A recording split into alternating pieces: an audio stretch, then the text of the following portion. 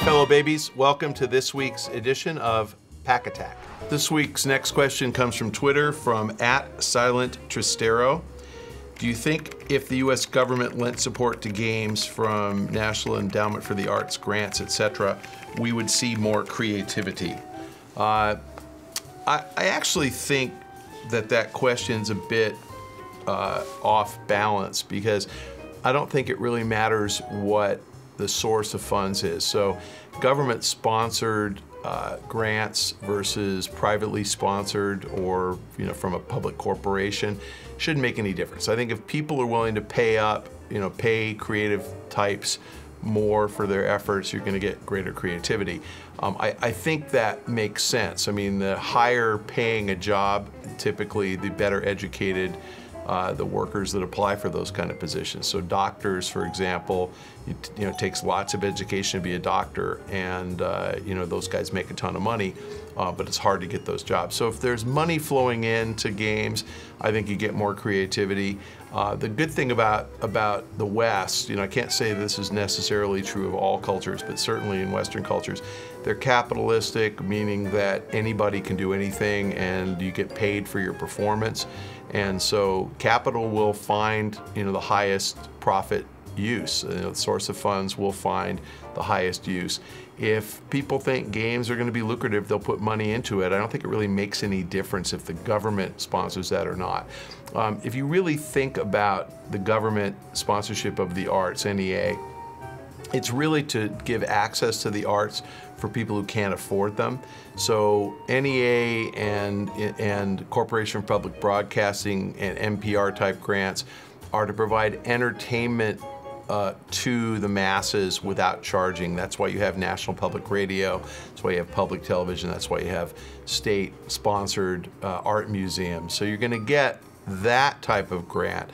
You sometimes will get grants to filmmakers, for example, to create documentaries, to do things, but typically it's really not done in the games industry, because the games industry is a $20 billion business, and there's plenty of money out there for developers. So again, I don't think it matters. I think the source of funds is kind of irrelevant. I don't think you're going to see government sponsorship of games.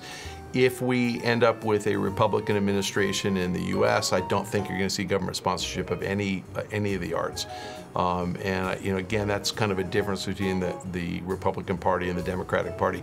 The Republicans believe in smaller government, meaning less funding of all types of programs, and I think the arts is a very easy one for Republicans to cut. For those of you who have any question about it at all, Democrat, and I actually don't believe in big government.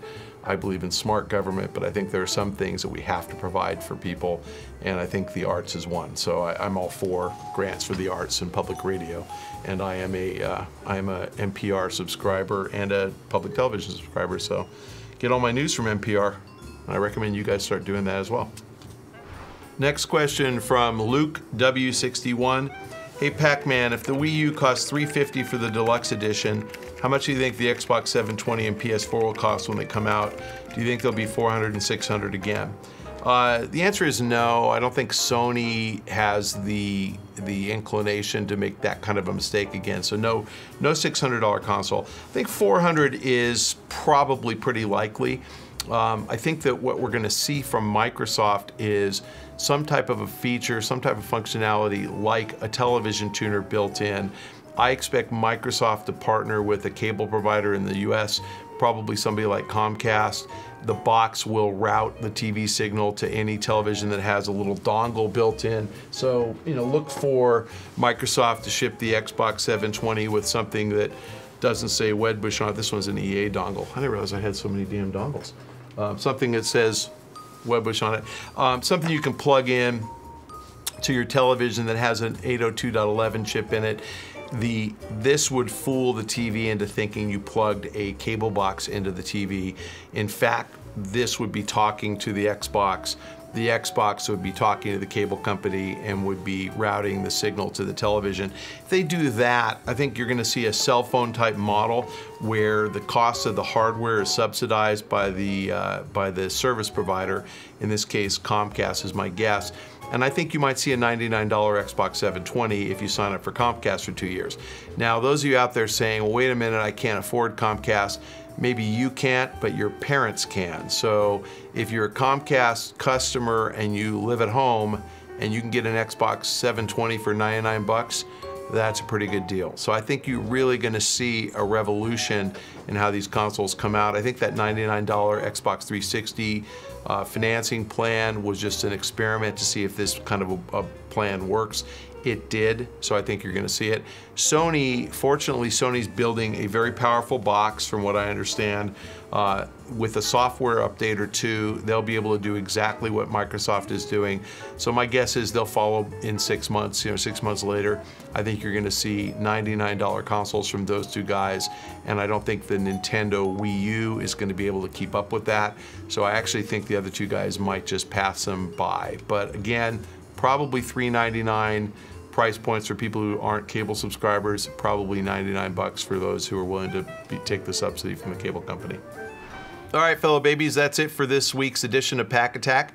If you have questions, please direct them to the link below. And if you'd like to ask me a question on Twitter, please send them to @MichaelPachter on Twitter and copy @RohanLikesPants, because Rohan likes pants.